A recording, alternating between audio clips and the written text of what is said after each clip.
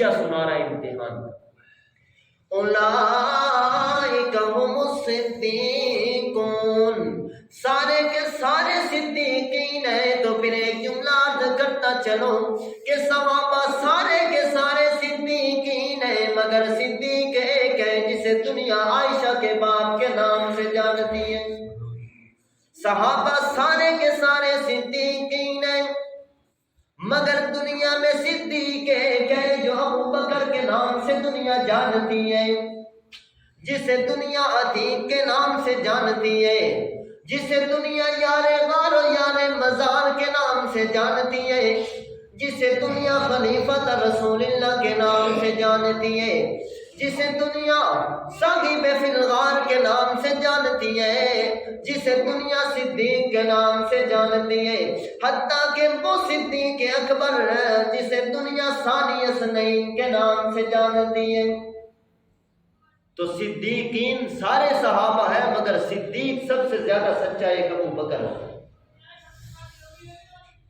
تو فرمایا اولئک هم الراشدون، یہ سارے کے سارے رشد و ہدایت پر چلنے والے ہیں، سارے کے سارے ہدایت پر چلنے والے ہیں۔ تو جب سارے کے سارے ہدایت پر چلنے والے ہیں، سارے کے سارے صادق ہیں، سارے کے سارے صدیقین ہیں، سارے کے سارے کامیابی پانے والے ہیں، تو پھر اللہ کا قرآن کہتا ہے اولئک کتب فی قلوبہم الایمان، سارے کامیابی پانے والے ہیں۔ کیوں؟ اس وجہ سے امتحان اللہ قلوبہم، اللہ نے ان کے دلوں کا امتحان لیا کہ دل کے اندر تقوی موجود ہے یا نہیں، ایمان موجود ہے یا نہیں۔ تو فرمایا اولئک کتب فی قلوبہم الایمان، کہ ان کے دل کے اندر ایمان کو لکھ دیا۔ حالانکہ یہاں اگر ایمان صحابہ کے دلوں میں میں لکھتا ہوں تو مٹ جائے گا، تاریخ لکھے مٹ جائے گی، آپ لکھے مٹ جائے گا، عدالت لکھے مٹ جائے گا، تاریخ دان لکھے مٹ جائے گا، کوئی مورخ لکھتا ہے مٹ جائے گا، ہواؤں سے، سیلابوں سے، طوفانوں سے مٹ جائے گا۔ لیکن جس ذات نے صحابہ کے دلوں پر ایمان لکھا وہ کبھی بھی نہیں مٹ سکتا، اس لیے کہ لکھنے والی ذات اللہ کی ذات ہے۔ فرمایا اولئک کتب فی قلوبہم الایمان، میں نے ایمان کو ان کے دلوں پر لکھ دیا۔ یا اللہ تو نے ایمان کو ان کے دلوں پر لکھا، کیسا لگا؟ آپ ڈائری کے اندر لکھتے ہیں، کہتے ہیں کہ بہت خوبصورت لکھ دیا، فلاں بہت اچھا لکھا رہی ہے، بہت خوبصورت لکھتا ہے۔ لیکن یہاں لکھنے والی ذات ایمان کو صحابہ کے دلوں پر اللہ کی ذات ہے۔ یا اللہ وہ تم نے لکھا تو کیسا لگا؟ فرمایا وَزَيَّنَهُ فِي قُلُوبِكُمْ، وَزَيَّنَهُ فِي قُلُوبِكُمْ، او دنیا والو، او کائنات والو، میں نے اپنے صحابہ کے دلوں پر ایمان کو لکھا تو ایمان ایسا لگا کہ اگر آپ کے دل کے اندر ایمان آئے تو آپ کا دل مزین ہوتا ہے، فلاں شخص کے دل میں ایمان آئے تو اس کا دل مزین ہوتا ہے، کسی عالم کے دل کے اندر ایمان آئے تو دل مزین ہوا کرتا ہے۔ او کائنات والو، میرا صدیق وہ ہے، میرے صحابہ وہ ہے جن کے دلوں کے اندر ایمان آیا تو خود ایمان مزین ہو گیا۔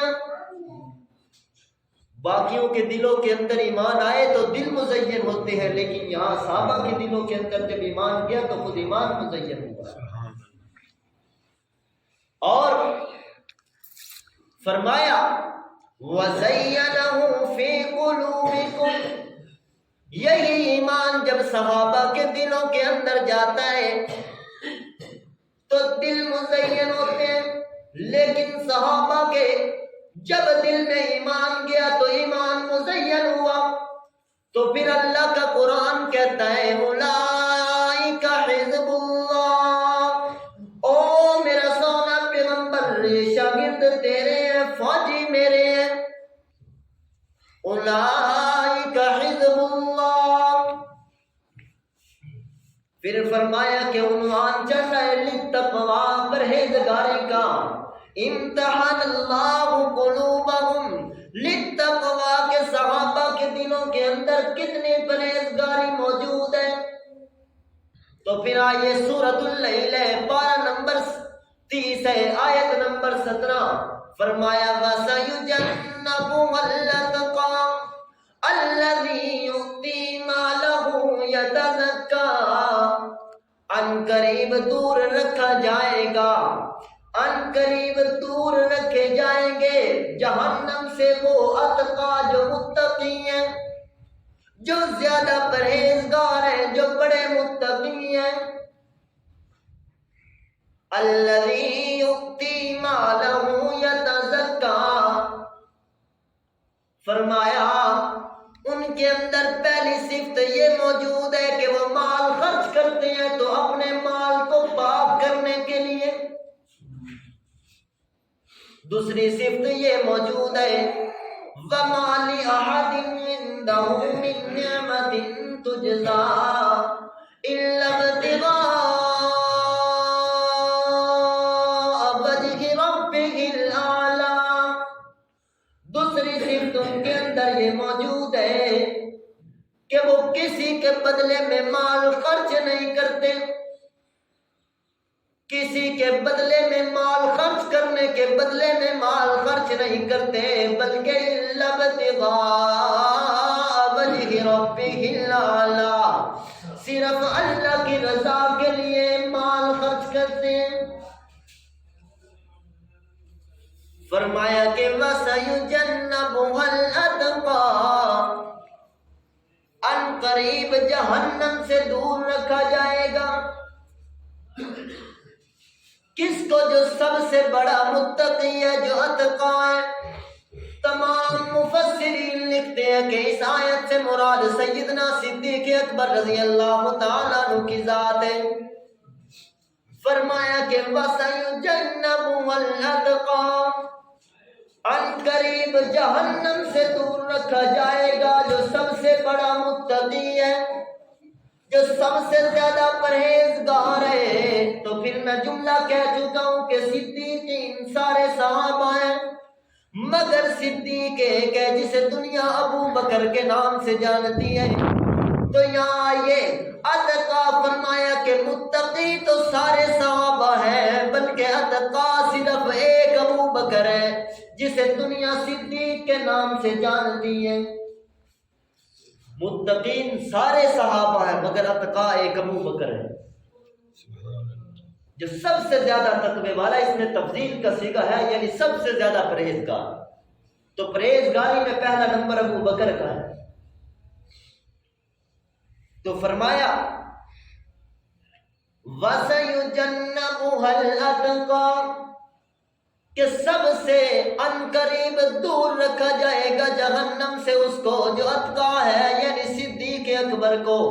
تو فرمایا جب صدیقین سارے صحابہ ہیں تو صدیق ابو بکر ہے، متقی سارے صحابہ ہیں، اتقا ابو بکر ہے۔ تو پھر آئیے اللہ کا قرآن دوسرے مقام پہ واضح طور پہ اعلان کرتا ہے ان اکرمکم عند اللہ اتقاکم، صحابہ کی جماعت موجود ہے، میرے محمد الرسول اللہ موجود ہے۔ سارے صحابہ کو آیت متوجہ کرتی ہے اور اعلان کرتی ہے صحابہ تم سارے کے سارے عزت والے ہو، تم سارے کے سارے شان والے ہو، تم سارے کے سارے مقام والے ہو، تم سارے کے سارے عزتوں والے ہو، تم سارے کے سارے متقی ہو، لیکن اکرمکم عند اللہ اتقاکم، تم میں سب سے زیادہ اتقا، سب سے زیادہ متقی اللہ کے ابو بکر ہے۔ ان اکرمکم عند اللہ اتقاکم، اب وہی عنوان ہے للتقوی جہاں اتقاکم وسیجنبها الاتقى، تو تقوی میں سب سے زیادہ آگے ابو بکر ہے، اسی لیے افضل البشر بعد الانبیاء کا مقام ملا۔ تو فرمایا کہ سیدنا صدیق اکبر رضی اللہ تعالیٰ عنہ فرماتے ہیں کہ میں نے اسلام سے داخل ہونے سے پہلے بھی کبھی کسی بت کو سجدہ نہیں کیا، اسلام میں داخل ہونے سے پہلے بھی کبھی کسی بت کو سجدہ نہیں کیا، اور اسلام سے داخل ہونے سے پہلے کسی شراب کو بھی ہاتھ نہیں لگایا، اس لیے کہ میرے بچپن سے پیغمبر کے ساتھ ہی۔ تو جس کو پیغمبر کا ساتھ، پیغمبر کی رفاقت، پیغمبر کی معیت ملی ہو، وہ شراب کے قریب نہیں جایا جاتا۔ تو بہرحال پھر آئیے شان صدیق اکبر سمجھیے کہ نبی کریم صلی اللہ علیہ وسلم پر جب پہلی وحی کا نزول ہوتا ہے، نبی کریم صلی اللہ علیہ وسلم پر پہلی وحی اترتی ہے، تو آپ پہلی وحی کے نزول کے بعد جب جبریل امین آپ کے پاس غار حرا میں تشریف لاتے ہیں اور فرماتے ہیں اقرأ بسم ربک الذی خلق خلق الانسان من علق اقرأ وربک الاکرم الذی علم بالقلم علم الانسان ما لم یعلم۔ پہلی وحی کا نزول ہوتا ہے، میرا پیغمبر غار حرا سے اترتا ہے اور چلتے ہوئے پہنچتا ہے صدیقہ کائنات محترمہ سیدہ خدیجہ رضی اللہ تعالی عنہ کے پاس، فرماتے ہیں زملونی زملونی دسرونی، او خدیجہ مجھے کمبل اڑا دیجئے۔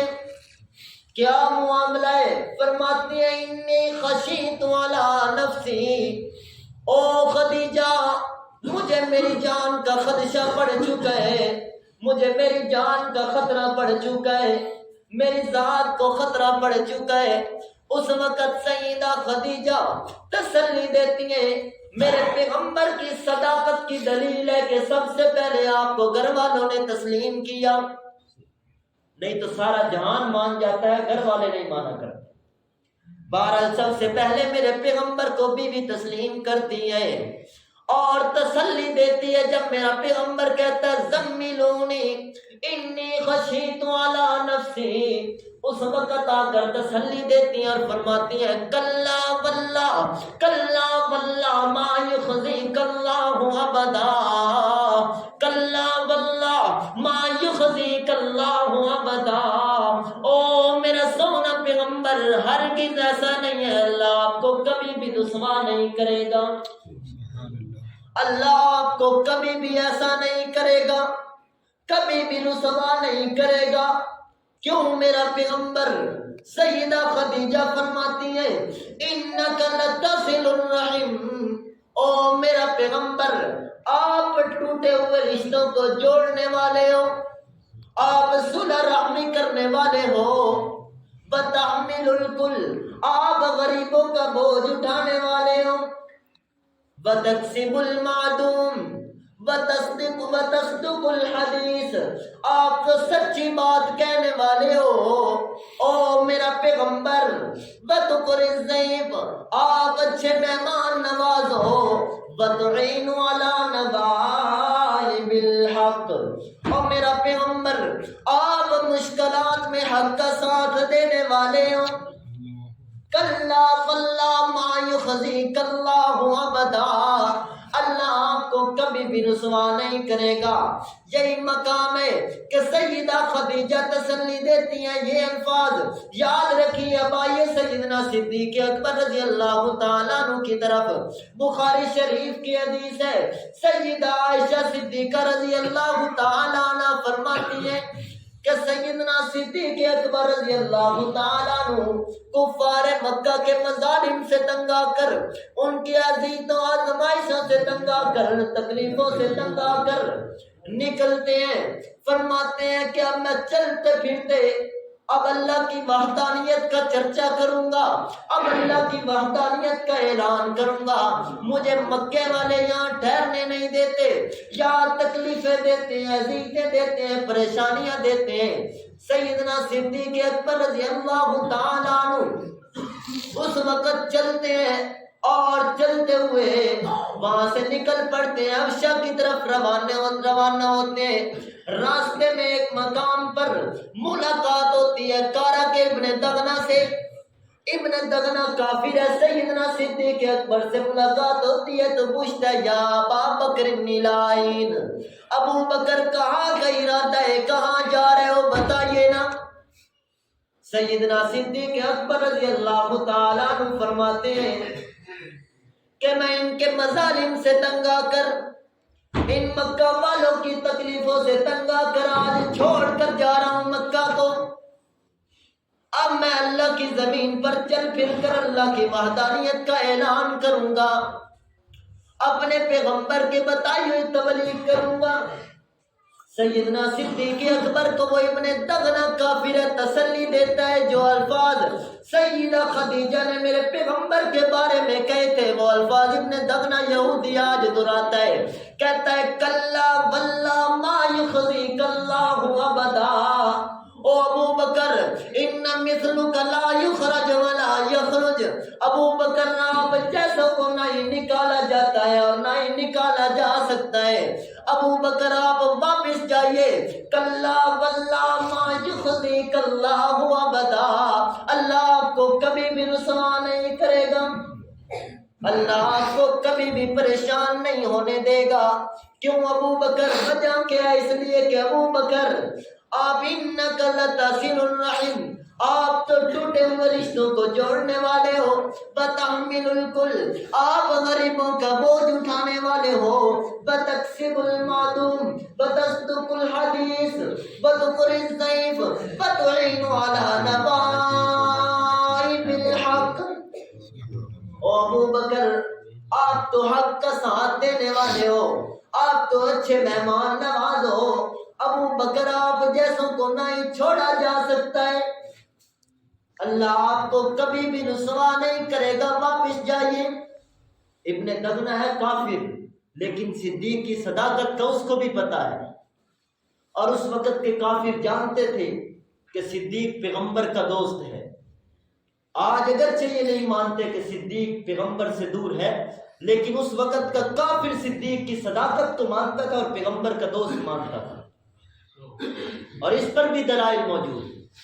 بہرحال انبیاء کے بعد اسی وجہ سے مرتبہ صدیقین کا ہے کہ پہلے حضرت خدیجہ نے تسلی دی ہے، الفاظ وہ استعمال کیے ہیں، اس کے بعد ابن دغنہ کافر ہے، الفاظ حضرت خدیجہ والے صدیق اکبر کے لیے استعمال کرتا ہے، تو معلوم ہوا کہ انبیاء کے بعد مرتبہ صدیقین کا ہے۔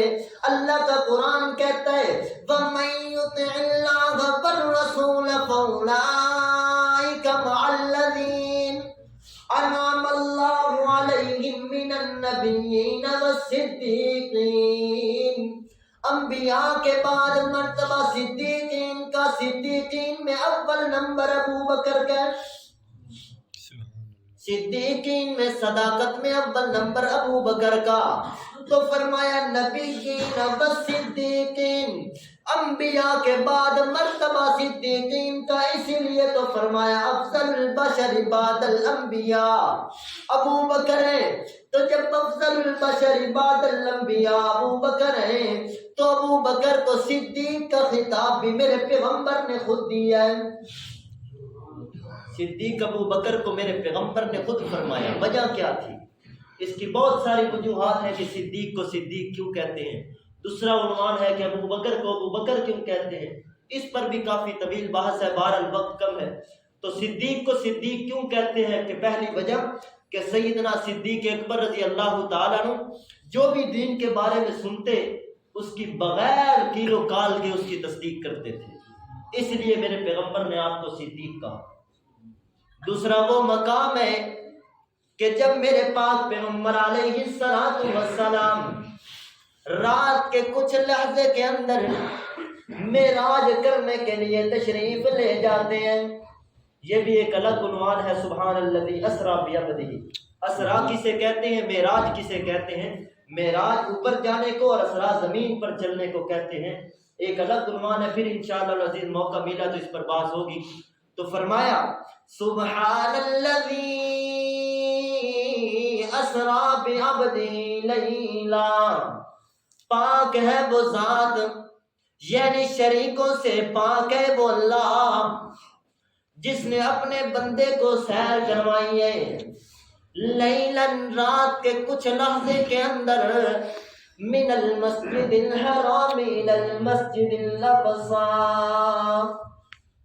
تو جب میرے پیغمبر علیہ السلام معراج کر کے تشریف لاتے ہیں، قوم والوں کو بتاتے ہیں کہ میں معراج کر کے آیا ہوں رات کے اندر مسجد اقصی میں، اور مسجد حرام سے چلا مسجد اقصی تک گیا، انبیاء کی امامت بھی کروا کر آیا ہوں، آسمانوں پر بھی گیا ہوں۔ اس وقت وہ سوچنے لگتے ہیں کہ آج ہمارے پاس بہت بڑا موقع ہے۔ کفار مکہ کہتے ہیں کہ آج تو اس کے دوستوں کو، اس کے شاگردوں کو برگلانے کا وقت آ گیا، اس لیے کہ رات کے کچھ لحظے کے اندر یہ کتنی دور گھومنے کی بات کرتا ہے، یہ کیسے جا سکتا ہے۔ آج تو ہم صدیق اکبر سے بھی کہیں گے کہ یہ شخص جھوٹا ہے، ہم پہلے بھی کہتے تھے کہ یہ جھوٹا ہے، ہم تو آج تک کہتے آئے ہیں کہ یہ جھوٹ بولتا ہے، من گھڑت باتیں کرتا ہے۔ تو جب ان کی یہ سوچ ہے، ابو جہل کھڑا ہے راستے کے اندر،